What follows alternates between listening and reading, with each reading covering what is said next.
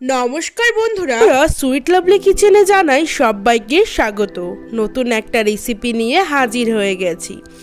আজ তোমাদের সাথে শেয়ার করতে চলেছি মশালা ফিশ ফ্রাইয়ের একটা রেসিপি।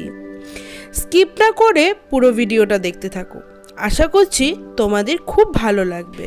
ফেসবুক থেকে দেখে থাকলে ফলো করে দিও, ইউটিউব থেকে দেখে থাকলে চ্যানেলটিকে সাবস্ক্রাইব করে পাশে থাকা বেল আইকন প্রেস করে দিও।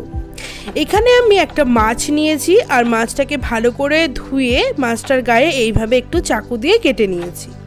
মাছটাকে ম্যারিনেট করে নেব। তার জন্য আদা বাটা, পেঁয়াজ বাটা, রসুন বাটা, পরিমাণ বুঝে হলুদ গুঁড়ো, নুন দিয়ে দিচ্ছি, জিরে গুঁড়ো, Kashmiri red chilli powder, tandoori masala আর দিয়ে দিচ্ছি গরম মশলা, সামান্য একটু সর্ষের তেল আর লেবুর রস দিয়ে ভালো করে সমস্ত মশলাটাকে আমি মাছের গায়ে মাখিয়ে নিচ্ছি। এবারে মাছটাকে আমি আধ ঘন্টার জন্য ম্যারিনেট করে রেখে দেবো, যাতে মাছের ভেতরে সমস্ত মশলাটা ঢুকে যায়। তো চলো আধ ঘন্টা পরে আবার আসছি। আধ ঘন্টা হয়ে গেছে, মাছটা ম্যারিনেশন কমপ্লিট। এবার মাছটাকে ফ্রাই করে নেওয়ার জন্য কড়াইতে দিয়ে দিয়েছি সর্ষের তেল। অল্প একটু সর্ষের তেলটা গরম হয়ে গেলেই দিয়ে দিচ্ছি মাছটাকে দিয়ে গ্যাসটাকে একদম মিডিয়াম করে মাছটাকে ঢেকে হতে দেব 5 থেকে 6 মিনিট মতো।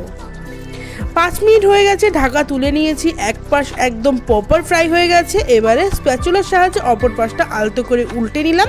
এবার অপর পাশটাকেও 3 থেকে 4 মিনিট একটু মিডিয়াম আঁচে ঢেকে হতে দেব, যাতে মাছটা প্রপার সেদ্ধ হয়ে যায়। মাছটা পাশে বেশ কড়া করে ভাজা হয়ে গেছে। এবারে আমি এটাকে নামিয়ে প্লেটিং করে তোমাদের সামনে আবারও আসছি। তো বন্ধুরা, তৈরি হয়ে গেল ইজি এবং অল্প সময়ে মশালা ফিশ ফ্রাই। এইভাবে একবার মশালা ফিশ ফ্রাই খেয়ে দেখো, খেতে কিন্তু অসম্ভব ভালো লাগবে। আর তার উপরে যদি একটুখানি লেবু চিপে দেওয়া যায় তাহলে তো আর কোনো কথাই হবে না। তো আমি এখানে দেখো লেবুটাকে একটু চিপে নিচ্ছি, তারপর তোমাদের মাছটাও ভেঙে দেখাচ্ছি। একদম সেদ্ধ হয়েছে, গরম গরম খেতে না অসম্ভব ভালো লাগে। তোমাদের কার কার এরকম মশালা ফিশ ফ্রাই ভালো লাগে কমেন্টে জানাও। আর যারা ট্রাই করোনি তারা ভিডিওটা দেখে ট্রাই করো।